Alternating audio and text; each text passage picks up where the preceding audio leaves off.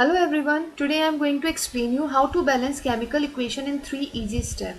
So the first step is identify the products and reactant in the given equation. Step 2, count the atoms on each side of the equation, and step 3 is add the coefficients. Now let's take some examples to understand the balancing step by step. As I told you that in first we have to identify the product and reactant. हमें सबसे पहले product and reactant identify करने होते हैं.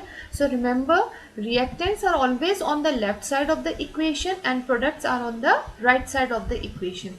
So as you can see in this equation here, S8 plus O2 gives SO2. So S8 plus O2 are the reactant which are written on the left side of the equation, and SO2 is the product which is on the right side of the equation.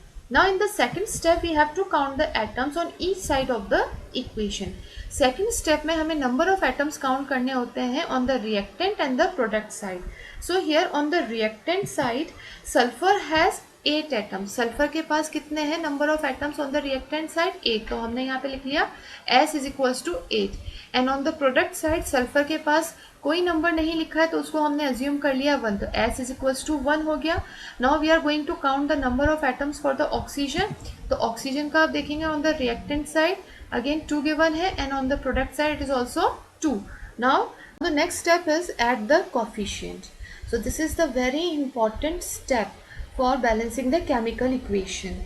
So the main rule for balancing the chemical equation is that we can only change the coefficient, or at the coefficient we never change the subscript. हम subscripts को change नहीं कर सकते हैं.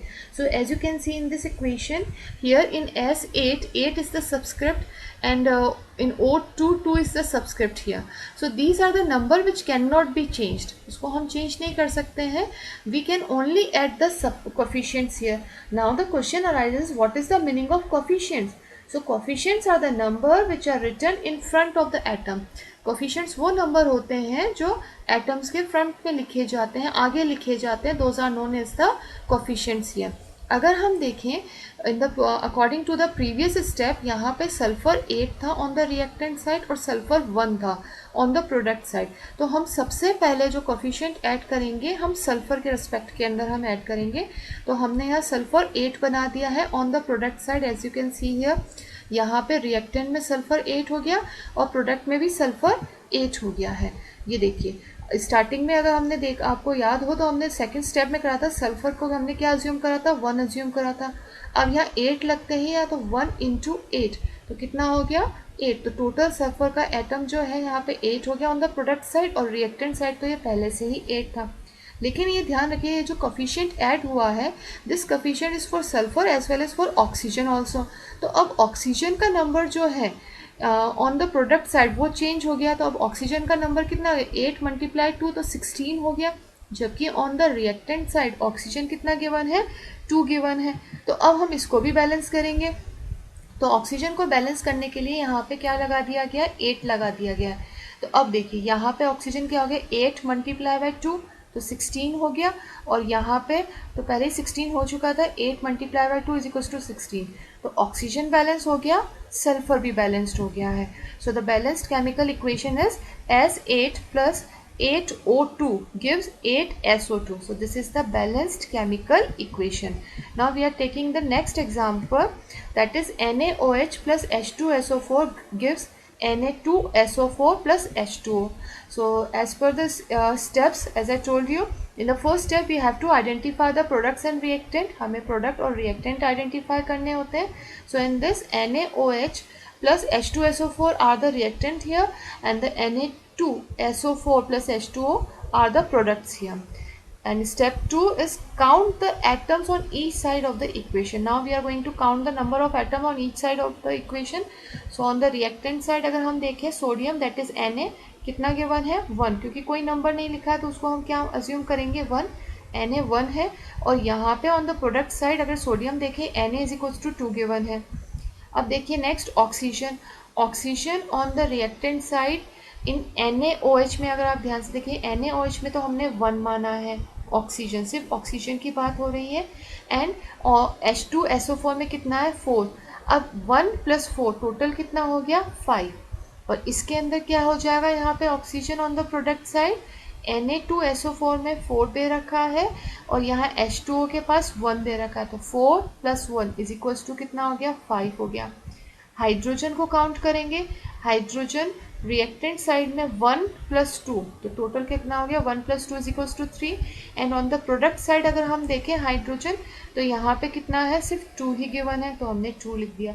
Sulphur दोनों side में, on the reactant side and on the product side, दोनों side में कितना है, 1 और 1 गिवन है। Okay, now we are moving to the third step, that is add the coefficient, which is a very important one. NaOH plus H2SO4 gives Na2SO4 plus H2O. तो अभी हमने second step में देखा था सोडियम जो था on the product side 2 था, अब इसको रिएक्टेंट साइड में भी 2 बनाने के लिए हमने कोफिशिएंट क्या ऐड कर दिया, यहाँ पे 2 ऐड कर दिया है, तो यहाँ पे क्या हो गया, NaOH, तो उसके आगे हमने 2 लगा दिया। अब ये ध्यान रखना, this 2 that is coefficient, this is applicable to Na, applicable to O and also applicable to H, तो ये तीनों के लिए एप्लीकेबल है, Na, O एंड H के लिए। तो Na तो बैलेंस हो गया, लेकिन अब O और H का नंबर जो है वो चेंज हो गया है, ठीक है।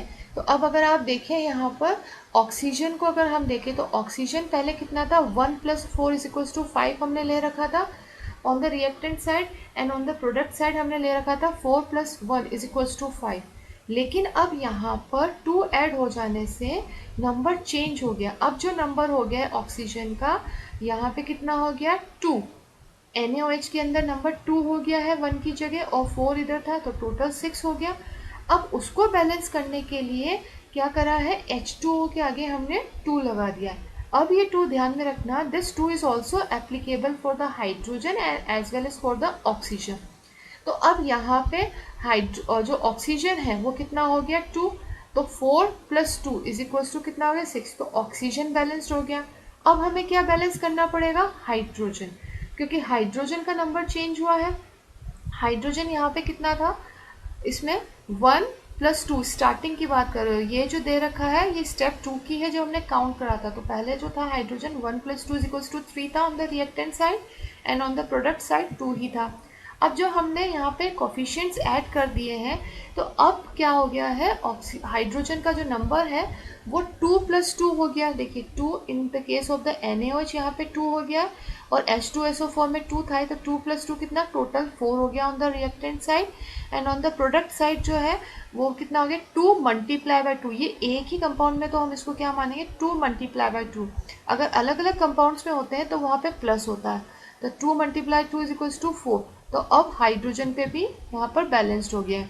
सल्फर यहाँ बैलेंस पहले से ही था, that is S = 1, S = 1 on the reactant as well as on the product side. So the reaction is balanced now, that is 2NaOH plus H2SO4 gives Na2SO4 plus 2H2O. So this is the balanced chemical equation. So thank you very much for watching the video, and please subscribe my channel.